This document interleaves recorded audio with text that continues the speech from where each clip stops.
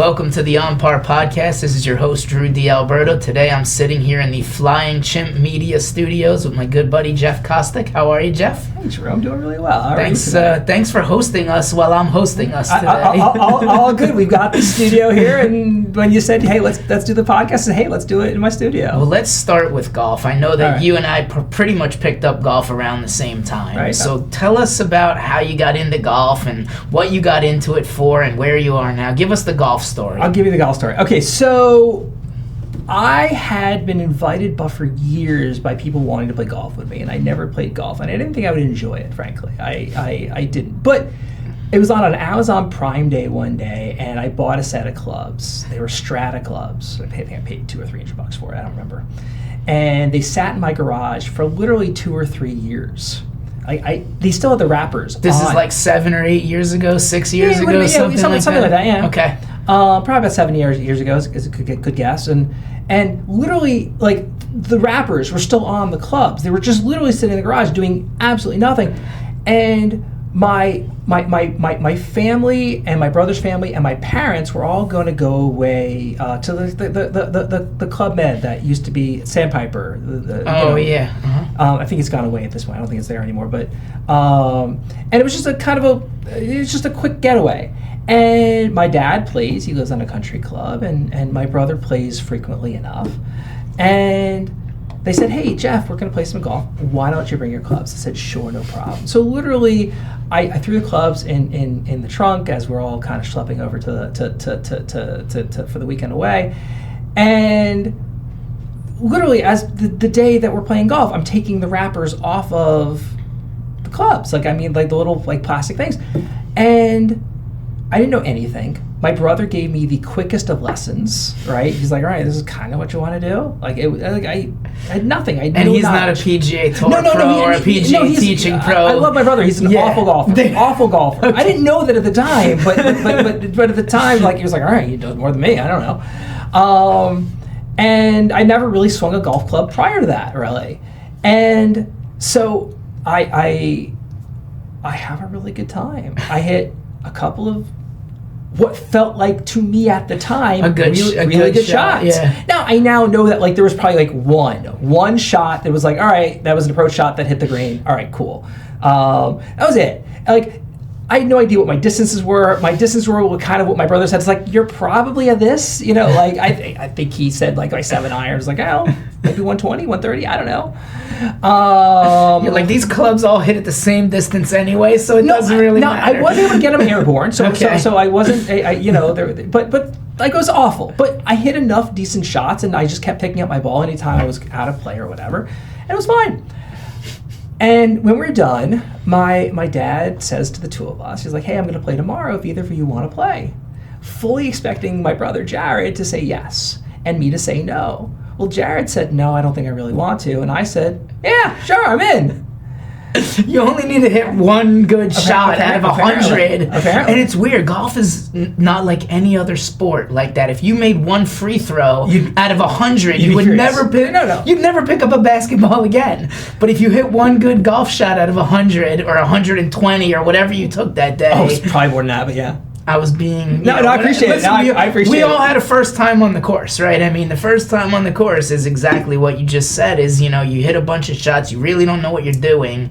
And we actually did our second episode ever about this and how men will jump out on the golf course before even taking a lesson. But a lot of the females that we know from our golf networking and from other things that we're involved with that are playing golf, they'll take 100 lessons before they get out on the golf course. Right. And neither way is really the right answer, right? Because you got to get out on the course at some point. I got to tell you, I think the other way is probably way better. So I'll finish with the story, right? So that's how I started. And then I even told people, I go, I'm playing golf now. I wasn't playing golf yet. but I told people, I'm playing golf now. And it kind of worked out weird that I was talking to a client of mine, and she mentioned that the PGA Tour Superstore opened up maybe a month prior or 6 months prior. Grown up Toys R Us. It actually is in the old. It used to be a Toys R Us. That's right. Yeah. So maybe a year prior, fairly recently, it had opened up. Don't know the specifics, right? And I was like, if you need stuff, they have it there. I'm like, okay, cool.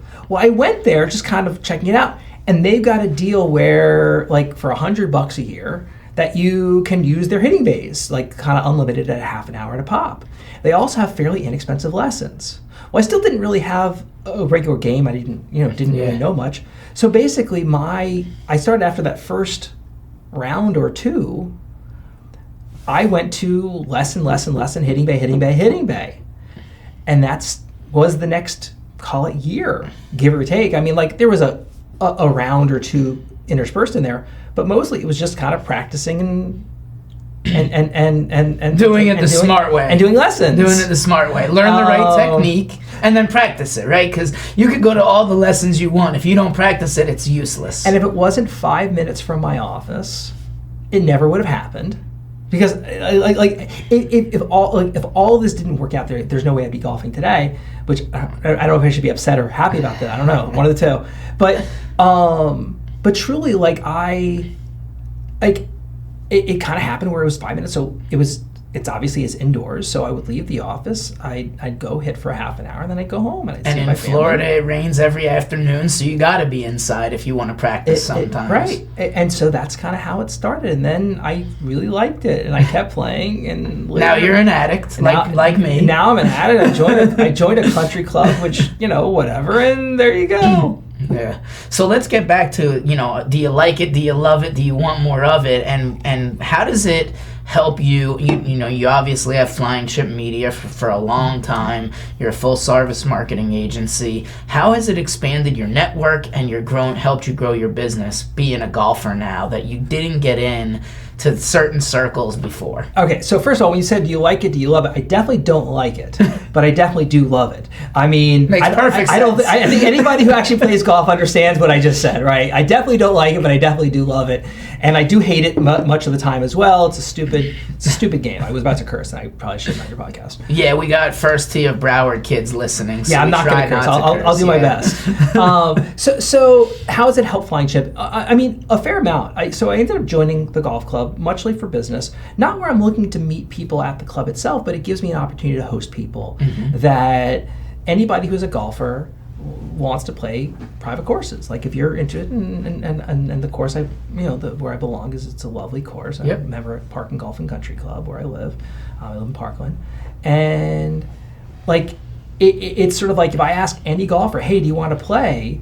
It's hard to say no. The answer is yes. I mean, the answer is yes. And it's like having a boat. Do you want to come out on my boat and go fishing this weekend? Nobody says no. People try really hard to say yes. Right. Same thing with Parkland. It's really tough. Or any private club. There's a lot of lovely clubs in the area. But I mean, so ultimately, it gives you an opportunity to have generosity and to invite people and expand who you're meeting with. And look, you're spending 4 hours, and you're not necessarily talking about business. And usually, I don't talk business when I'm out there, or not very much, if at all. But you're connecting with people, and there's an old adage, people do business with people that they know, like, and trust. Well, if I can develop the know, the like, and the trust, the business oftentimes follows. I have not met many people at or on a golf course that I said I don't want to play with this person ever again. I think I can name maybe four. In 5 years, I think I can name maybe 4 out of all the people that I've played golf with or interacted with through, networking events, charity events, stuff on the golf course. It's usually you're meeting really good people that you kind of, gravitate towards and you want to spend more time with them. And you're right, you don't have to talk business until the 19th hole. It might come up at, smoking a cigar, drinking a scotch, eating some appetizers, hanging out at the club for you. That's when the magic really starts happening, is on the 19th hole, because you already like each other by then, and you're like, hey, what do you do, Jeff? But the truth is, in most of these situations, you already know what the other people do. There's enough conversations that are happening throughout. Even though you're not dominating with business, you're dominating with making fun of each other. Yeah. I mean... That's right. I mean, busting each other's chops. But you're just gonna hit it in the woods anyway, kind of stuff. Right? No, 100%. Like, I can't believe that didn't go in when he misses a putt by 5 feet, right? I mean, that kind of stuff. But the point is, though, that that's the kind of stuff that really builds relationships, and relationship building is critical for networking and for business, and it's certainly intentionally, unintentionally, however you want to describe it, has certainly worked out well. Yeah. And it's a great way of also thanking people that have been good to you, right? Is that sort of payback. If someone brings you to a Heat game, you know, but you don't have season tickets to you know, the Panthers. Well, you gotta go, well, you know, I can't take you to the Panthers game, but I can take you out golfing. Yeah, and like you said, no one's saying no to that. If they play golf, if they don't and they play, have a way of getting out of whatever they had planned, if they have something planned, they're going to play golf that day. Right, and that's the point. And so if you like golf, now if you're play it 3 times a year, then you probably don't care, right? I mean, like, this is for someone who actually is a golfer in some capacity and thinks about golf, and even if they're not good at golf, considers themselves a golfer. Right. There's a difference, I guess, between someone who plays a little bit of golf and someone who considers themselves a golfer, and it has nothing to do with their handicap. I was gonna say it's not that big a difference, right? It's a mentality more than what your handicap. It's a mentality, but it's a desire, right? It's a I play. Good example. My brother, who I mentioned earlier, he's not a golfer. He plays golf. He goes out with his friends when they invite him, but he's not actively looking to go play. He would rarely go practice.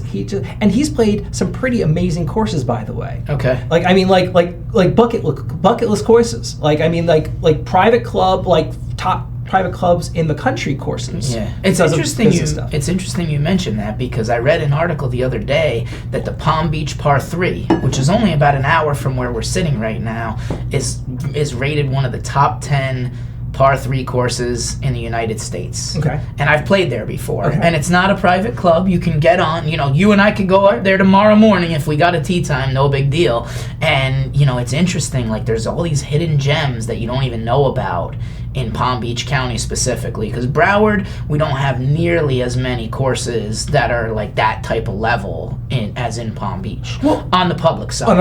Right. Side. But the truth is like, if you really want to, like, if you live in Broward, or you live in South Florida, I mean, you're 3.5 hours, three hours away from Streamsong. Yeah. I mean, which is spectacular. You got Tiburon on the West Coast. You got a bunch of different. I mean, you got a no shore. You could go up to Orlando and play the Disney courses, and it looks like they cut the greens with, you know, toenail scissors on some of them. So Streamsong's pretty sick. Well, Streamsong's in a different league, but there's pretty spectacular courses. I mean, like, so, like, living in South Florida, it's not hard to find good courses. Right. It makes it easier when you're a member of a private club. I mean, it does, obviously. Yeah. Between reciprocity, and you just naturally have some friends that are it, and you kind of swap rounds, and it kind of works out pretty well. Yeah. So do you have any strategy for, you know, trying to tee up with different people, or is it just kind of you meet whoever you meet as you go, and you invite, you know, your clients to the club and things? So like, what I try to do, honestly, is I try to be a connector. I try to make, if I'm inviting a CPA, I'm going to try to invite other people in the financial sector, an estate planning attorney, financial advisor, and because I do believe in kind of the idea of just good karma, whether it's karma or not. I'm not going to get into the go-giver. Go-giver mentality is if I can connect two people who I like and respect, who are both good at what they do, and look. Example, the financial sector, I'm not a great referral source for these people. Like, sure. No one comes to their marketing guy and it's like going, oh my gosh, I need a new financial advisor. Who's the banker you know? Yeah. I need, like occasionally it happens, right? I mean, but it's not the norm, sure, right? Whereas it does happen, you know, inside of that sort of sphere of influence. So I try to be a connector, and I try to, like, say, who do you want to meet? And so I'll talk to a client, and I'll talk to or whoever I'm looking to develop a slightly better relationship with, a friend, whatever it is, saying, okay, how can I help you? What's the way? And it's frankly how I look at when I'm having sort of just one-on-one conversations with people when I go out to lunch, go out to breakfast, go out for drinks or whatever with someone, and that's a relationship building exercise. my expectation, my goal is, how am I going to help you today? Who can I introduce you to? And how am I going to make your life better? And if I can do that, even if it's not a direct one-to-one relationship, it seldom is a direct one-to-one. That's just not the way it kind of works. Yeah. But if it's like the universe sort of just knows, which is awful to say as a marketing guy where I deal with statistics all the time, but in this particular situation, like the universe sort of knows, and my goal is to make them more money, more like how am I going to make their life better, their business better? And they're always going to remember you for that, right? I mean, whether that's the it's, hope. you know, like, hey, you know, Jeff invited us to Parkland. I met a CPA, a guy who does lending. Maybe I'd raise my hand for that one, and whoever else, and it makes perfect sense. And I'll tell you an interesting story you may not even know, but you know Charlie Chaplin, my friend Charlie. Sure.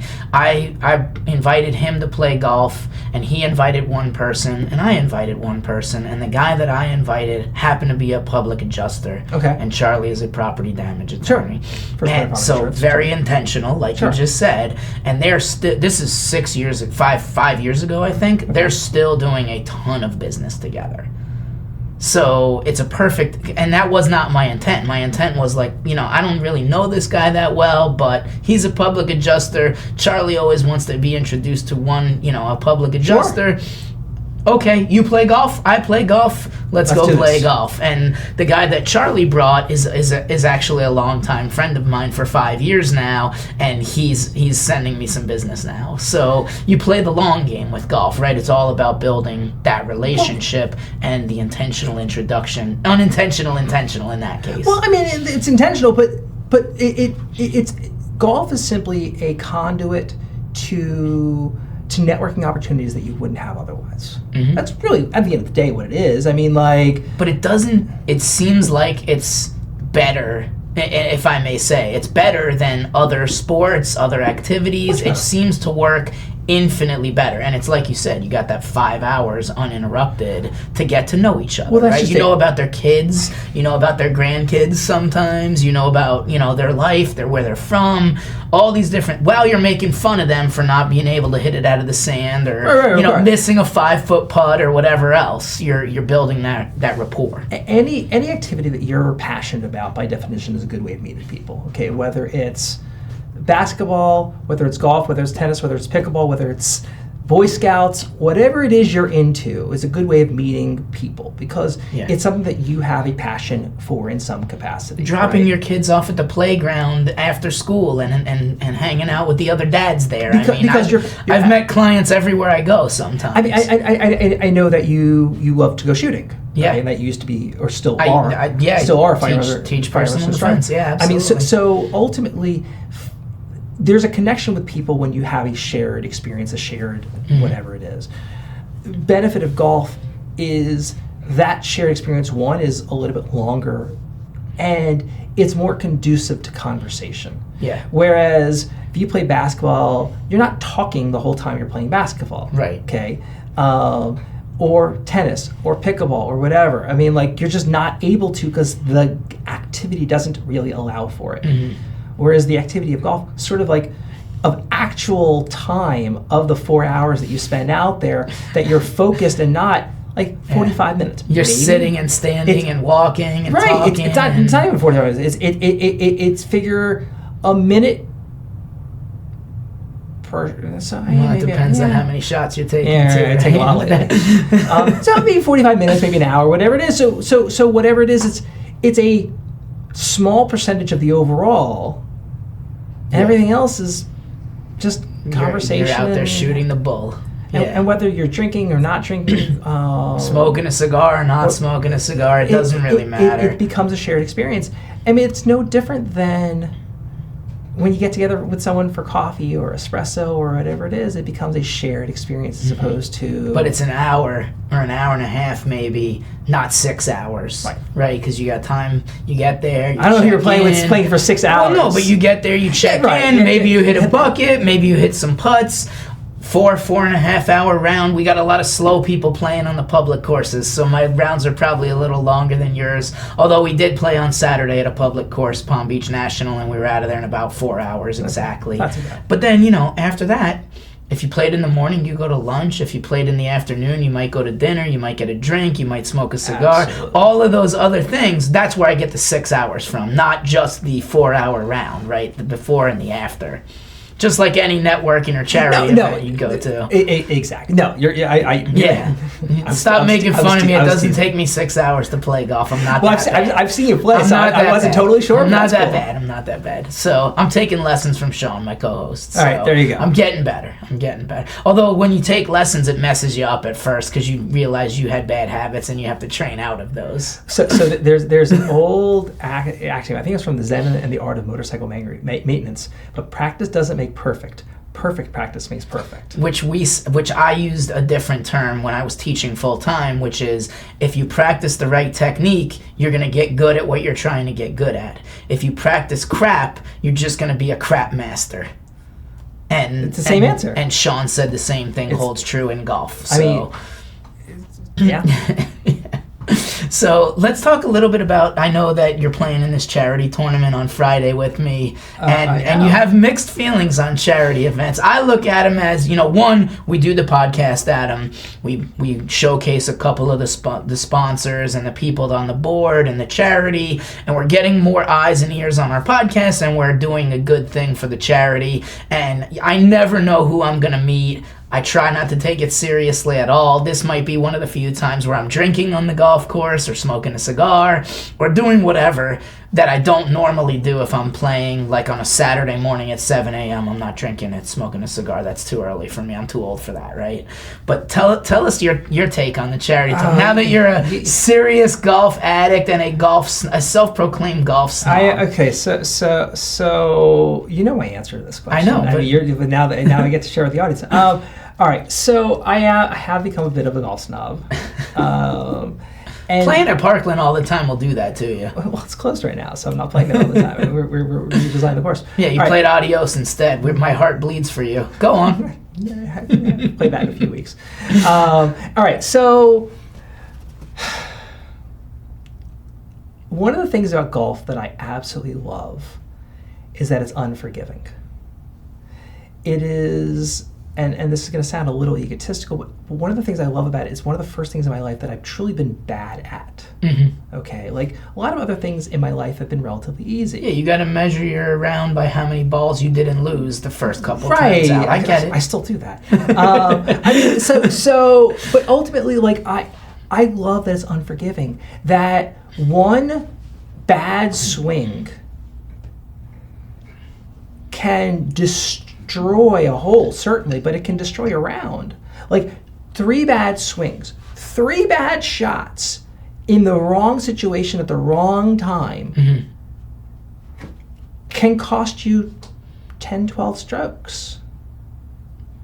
Easily. And that's not even counting the mental side of it where you're like, oh man, I shot a bad shot, and then it goes with you for the next hole. It's like quicksand, circling the drain, right? Yeah. So as frustrating as it is, when one gets away from you, and as a result, it's OB, and so now you're dropping with a 2-stroke penalty. So you're hitting 4 now off. If you let's say your drive was OB, you're now hitting 4.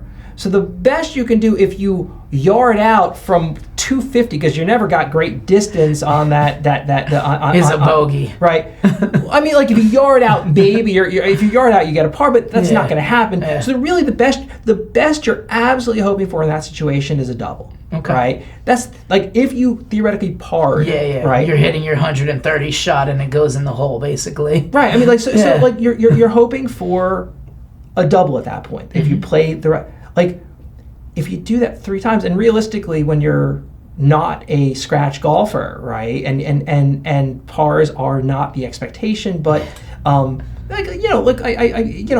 not crazy for me to get them, but bogeys are good. I get it. But bogeys are just fine. Yep. So now you hit a bogey. Well, now you just got a triple, right? So you do that a couple times, let alone, like you said, the mental anguish that you feel from it. I hate, but I absolutely love that part of golf. However, in a charity tournament, that doesn't exist. Right. So now there's no lag putts. You're not thinking You're trying to make course. everything, Like, why not? there's no like, hey, I'm going to play smart here because, you know what, I'm going to take all the trouble out by laying up. I'm going to lay up at 150, leaving myself 100 in. Okay, fine. Versus, you know what, I'm going for this with my 3-wood. I'll be a little short probably, but if I really get a hold of it, I can get there. It might roll up. You know, I on might the be green, in the front of the green if that's the case. You know, I know that I'm only going to make that shot 1 out of every 6 times I swing it. So I would never do that. Say never. I shouldn't ever do that when playing a normal round.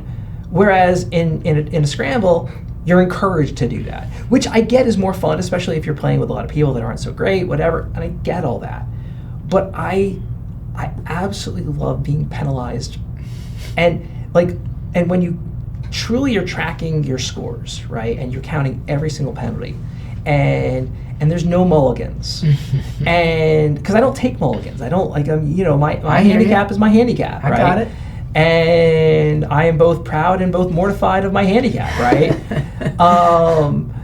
Like, to me, there's something to be said about that.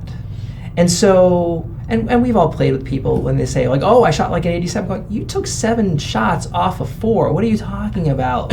Like you can't take 7 off the tee and be like, I got a par in that hole. That's just not the way this game works. 12 mulligans later, right? It's like, that's like, I like being penalized, and charity tournaments don't allow for that. Right. Because then someone's going to bail you out. It's interesting, though. I've played in charity tournaments where I've been the best golfer, believe it or not, and I've played in charity tournaments where I was a landslide of the worst golfer. Speaking of charity tournaments, my cup is actually a There you go. Charity. So I played in the last charity tournament, the Celebrity Broadcasters Tournament on Cinco de Mayo, and I played with 3 pros. Okay. It was Sean Kicker, my co-host, Right, director of First Tee of Broward, Brian Cunningham, who used to be a former soccer player, and he's on his way to being a professional golfer. Okay. And Leon Shepard. And Leon used to play, I think he played baseball for a while, and then he was a professional high-li player. Okay. So playing with those guys, my goal was different, right? My goal was do whatever they told me, first of all, and I can putt. Right, if I'm gonna say my strongest thing on the golf course is putting, because I played a lot more mini golf than real golf in my life, right? So these guys.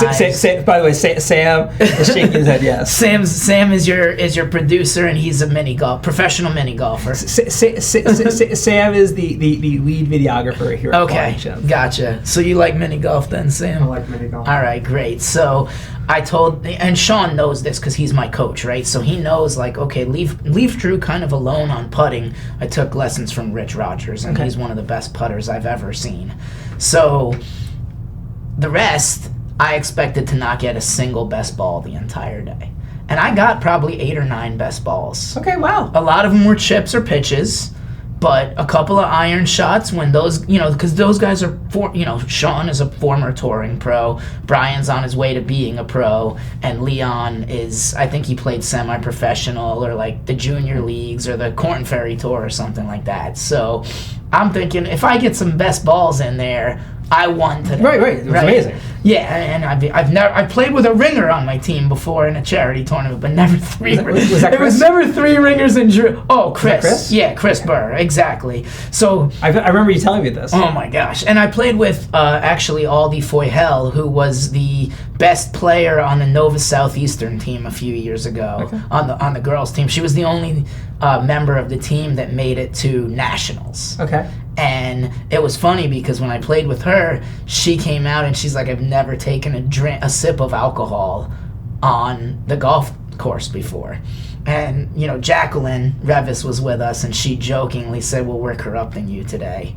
And Eric Chafin was with us on that one. I was like, guys, I'm bringing the ringer, right? Because those guys are, Eric's decent. Yeah. Jacqueline is, like... I've actually never played with Jacqueline. Bogey golfer, somewhere in the 90s. Okay. And I was like, guys, don't worry about it. We're not going to have to play. We can just... And it was the Lawyers Tournament, one of the charities that helps cancer, the young professional lawyers. So you knew that somebody was shooting like a 40 because lawyers are full of crap, right? And somebody won the tournament with like a 47, which, everybody cheats at these things. But I actually don't. But there was, well, everybody but us cheats at these things. So, I mean, I'll give you an example. Sean, Leon, myself, and Brian were second place playing legit at like -20 or something like that. Right. Like a legitimate -20.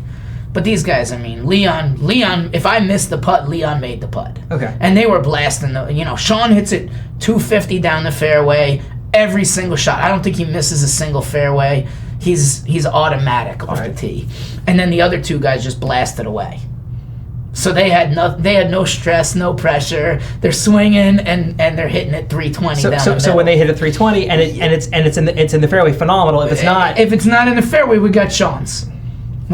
So, and I'm playing with Sean again on Friday in a charity tournament. So it's going to be like, okay, well, Sean's going to... And Curfton hits the ball a ton, and Curfton's our producer, and he's my partner in the podcast that nobody sees.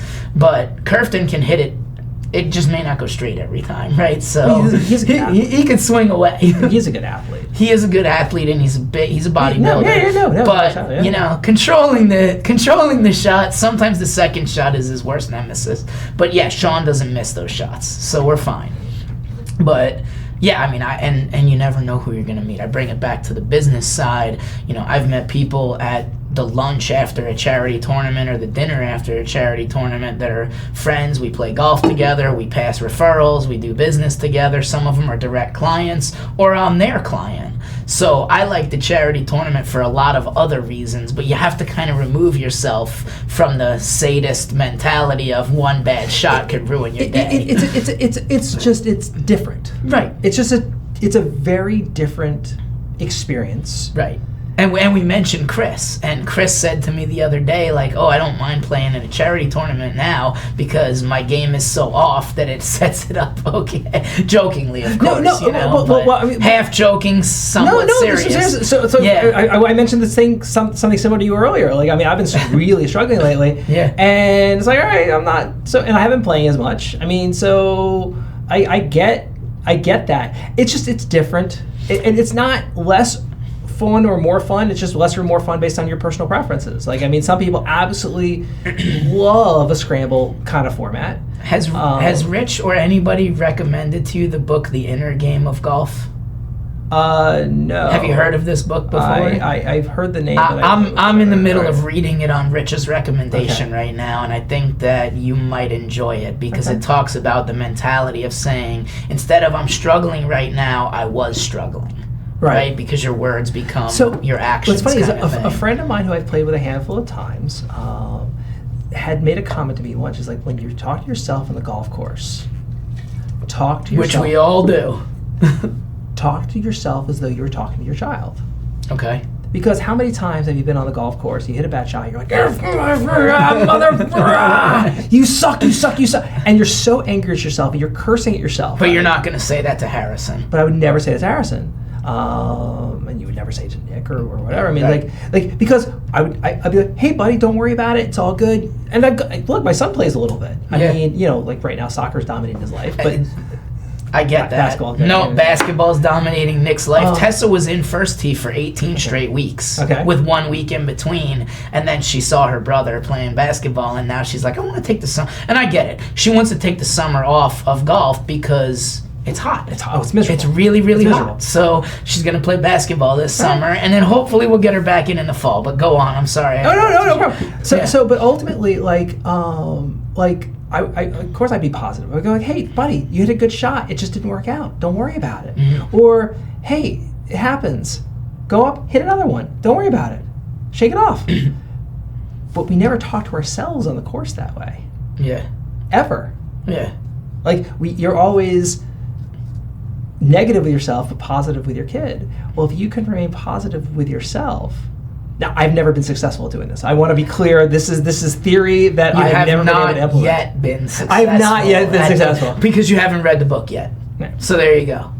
Fair enough. And another mutual friend of ours, Lee, had talked to me about how the caddies on tour, they phrase potential negative news in a positive way so as never to put any negativity into the shot. Instead of like, hey, you want to avoid the right because there's water on the right, which is really what you're trying to say. It's like going, hey, do me a favor, hit a little left center on this one. Because the human brain can't decipher between do this and don't do this, right? That's like a simple biology thing I learned a long time ago. So it's a neurological reaction or psychological reaction to not being negative. You think, oh, suddenly I don't want to do this, and so that becomes a thought in your brain that I'm not allowed to do that, and so all of a sudden that becomes a thing, as opposed to you're saying I just need to do this, and this is simple. It's just I'm hitting it a little left. Right. I'm not aiming for the pin, trying to avoid the right because I've got a bunker on the right. I'm just aim at the center of the green for me. Don't forget to email your client about a follow-up that you had to do. It's different than remember to email your client about that follow-up. You know, it's you're saying it in a positive way instead of because if you say don't forget, your brain forgets. But the difference, I think, as it pertains to sports, especially a game that's as difficult as golf and as we said, unforgiving as golf, where look,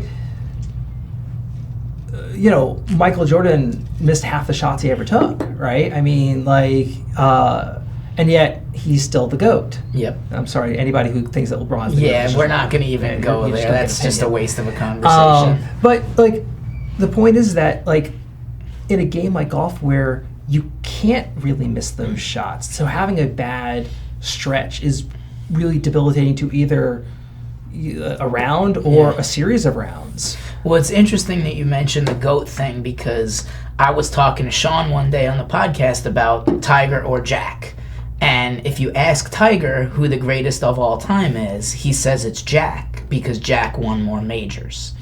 And there's an argument for Tiger, of course, but, Sean made the argument that Jack had tougher competition.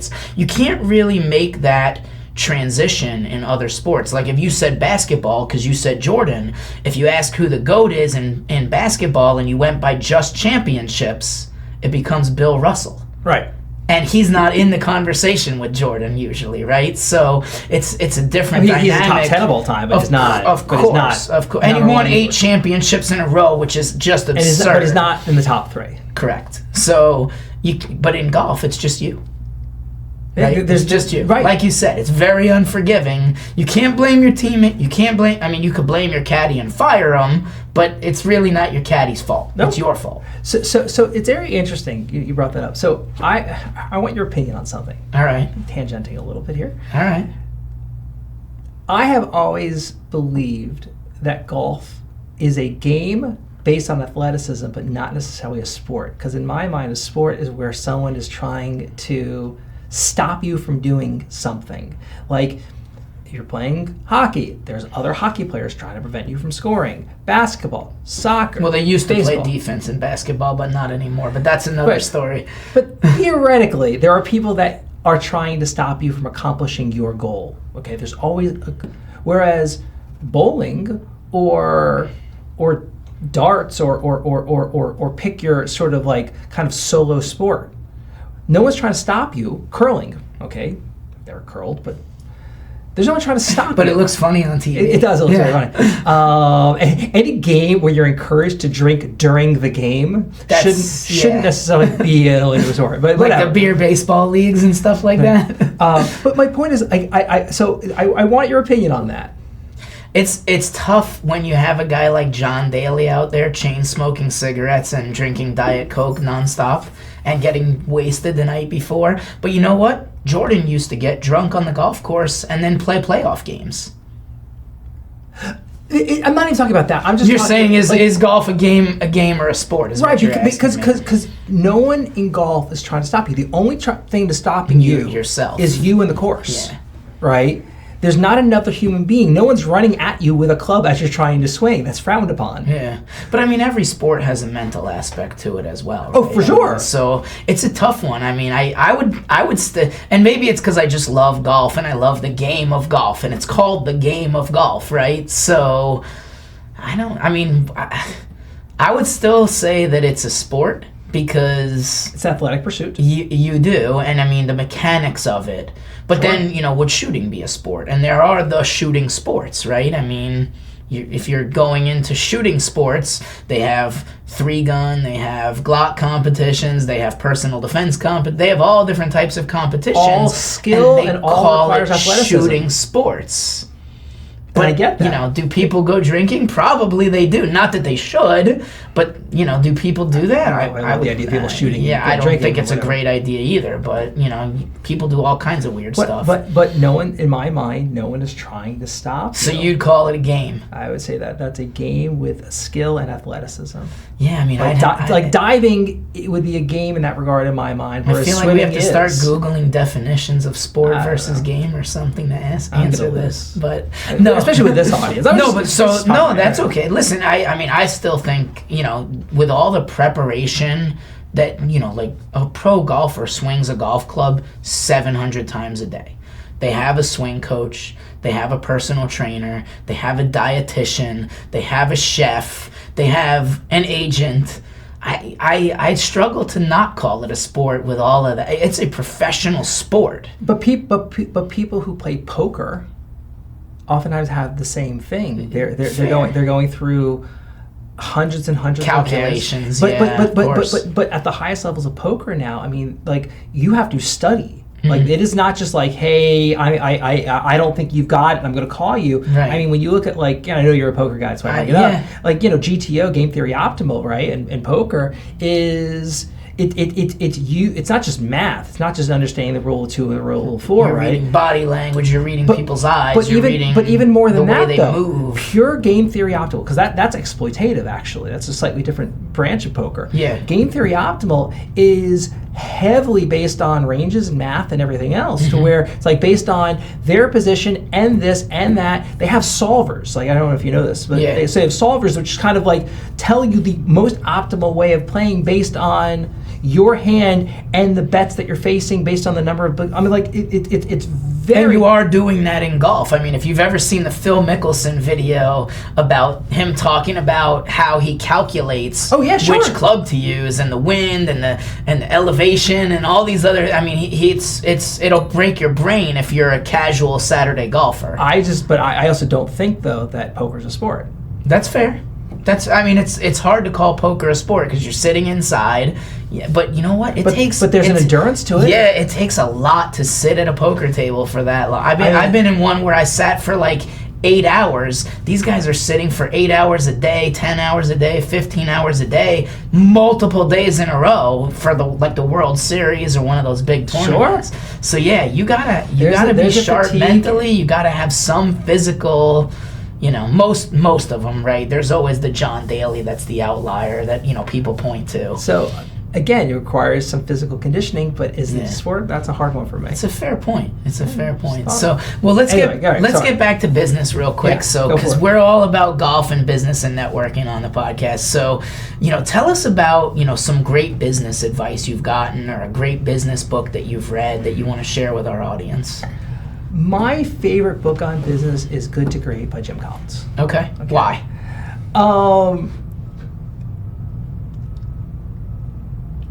I find it has very real philosophical implications that you can apply to most aspects of business in some capacity or another, but it's more than just philosophy. It's actually backed by actual research. Okay. And I find that a number of the other popular sorts of, a number of the other sort of kind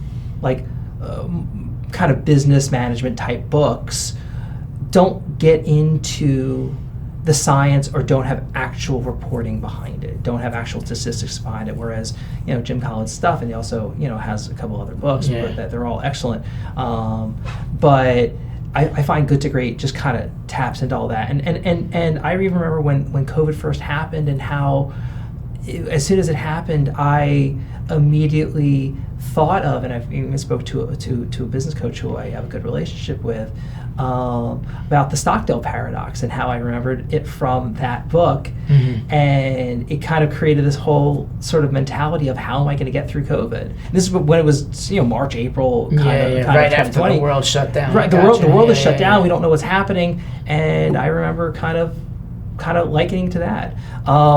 So yeah, that's probably my favorite. My favorite sort of marketing-ish book, it's marketing because we talk about, we do a lot in Flying Chimp, would be, Start With Why, Simon Sinek. Yep. Which I'm a big fan of. Just because, there's a lot of concepts in that, which is a little more philosophical. It's philosophy that we use here in the shop on how to kind of help tell clients stories. And I'm not surprised by either one of those, because you tell everyone that you're storytellers, right? You tell the businesses that you represent stories, and in marketing and PR and everything else you do, it's all about the analytics and the statistics. Yeah. So I could see where that. So how do you use that to, and don't go too deep into it, because our listeners are going to be like, what the heck is he talking about? But high level overview, how do you use all that to make sure that your clients are getting out there and sending the right message and getting a return on their investment? Because that's what all business owners care about, right? They just want to show that it's working. So, of course. So that's, I don't know if there's a short answer to this question. That's okay. I didn't ask for the short answer. Just don't go too analytical for us, because then I'll start falling asleep and I won't be able to play golf later. Fair enough. We can't have that. All right. It's gonna rain this afternoon like it does every day. It always does. Summer. But anyway. All right. So there's a number of ways of doing it, both in a detailed way and sort of a topical way. And sometimes our clients are relying upon our experience. So for clients that have maybe a slightly smaller budget, we're not going to do a lot of focus groups. Okay. But for clients that have the budget where we're looking at a potentially very large spend, then we will start employing things like focus groups, which allows us to apply a measure of statistics to an uncertain situation, like when you're talking about new products or new brand names or new logo types and things like that. So, and it's very interesting that when I'm talking to clients as we're going into the focus group mentality, that, normally, like for example with a logo, we'll give 5, 6, 8 different logo types potentially. Sometimes it's 2 or 3. It depends upon the client, the situation, whatever. But let's say we're doing, and we give 8. And internally, usually, there's like 2 that everyone likes the best. 1 or 2, maybe 3 that everyone likes the best. And in almost every situation, I then have to force the situation of, let's bring in these 2 or 3 others into the focus group. And I remember in one situation, I was actually getting yelled at both by the client and by a kind of an outside sales consultant, saying, we're wasting our time, we're wasting our money, we all know that it's going to be one of these 2, there's no reason to waste time and add one more question to these people when we're talking about a food. Very clear. Okay. I said, please just humor me. We're not being charged by the question. Okay, that's not the way it works. All right, just humor me. And I don't know if Sam, I don't know if you remember this, what I'm talking about. No, you're right. I'd have to remember that. Okay. I know you don't want to say the company. I'm not going to say right. Yeah. And sure enough, the ones that internally we all like the best did not do well in either of the 2 focus groups. I do remember Sam this. just remembered. Okay. They did not do as well in either of the 2 focus groups. And the focus groups liked the ones that I wanted to bring in, not because I like them, but basically my gut felt that it was going to play in Peoria. Like, it felt like it was going to just play more to the masses rather than a slightly more erudite group. Okay. A little more intellectual group. I just kind of and by the way, the ones we liked internally were better designs. They were award-winning kind of level stuff. They were really good, but that wasn't who our audience was. Yeah, if it's not, you're not talking to your audience, why talk? And so that's why I'm I remember afterwards, the people are going, now I see why you wanted to push for it. I said, it was a surprise, but it wasn't a surprise, because sometimes you don't. So I like having statistics to support those sorts of decisions. And obviously decisions to, we do a lot of A/B testing. Okay. So when you're talking about, since 90% of what we do is digital marketing. When we talk about A/B testing, we can test 2 different versions of the same site or same different landing page or whatever, same section, to see with slightly different variations to see which is going to convert at a higher rate. Yeah. So if you're talking about one site is converting 10% of the traffic into qualified leads, whether it's a phone sale, whatever, however you're defining a success, right? And it's always different depending upon what the model is. Yep. And the other converts at 12%. Well, then you're going to get rid of the 10%. You're going to go with the 12%. And then we do a third version, and we test that versus things. So then you have an A/B, and you have the B versus C. Okay. Now C converts at 11%. Well, that means you stick back to B, and you're constantly trying to tweak. And over time, I've had clients where we're converting, over 40% of their AdWords or their qualified traffic into qualified leads because we've done this iterative process over time. Yeah. Okay. Now, with smaller clients, a lot of it is kind of just experience based. It's like going, hey, we don't have the money or the budget to support what we're talking about, so we come with more lower budget ways of tracking the data. Yeah. And oftentimes, clients just sort of have a gut feeling of, you know what, we've gotten a couple, like this past week's been slow. Can you see what's going on? Sure enough, the analytics are down. 99% of the time, that's just an anomaly and it's just a blip and not something to worry about. But it's kind of like they kind of just know internally, like they just didn't get quite as many calls as they might otherwise get.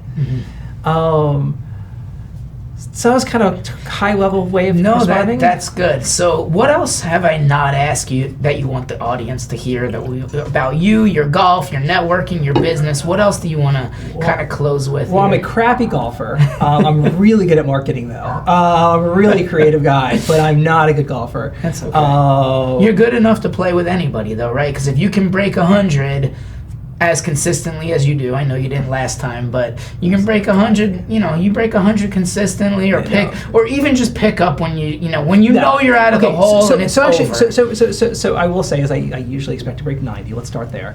When you really struggle, you really struggle. Right. Here's the thing about golf, and I've gotten this advice when I first started playing. And I remember, I think I was like a 22 handicap at the time, so I was really not very good. Not that I'm not very good now, but I'm better than that. I mean, that's still shooting in the 90s, which is better than 80% of people that are getting out there, right? I mean, you're in the top 20% at that point. So I was playing with a handful of single-digit handicaps. Like one was a 1, one was a 3, one was a 6. Okay, so these were much better golfers than I was.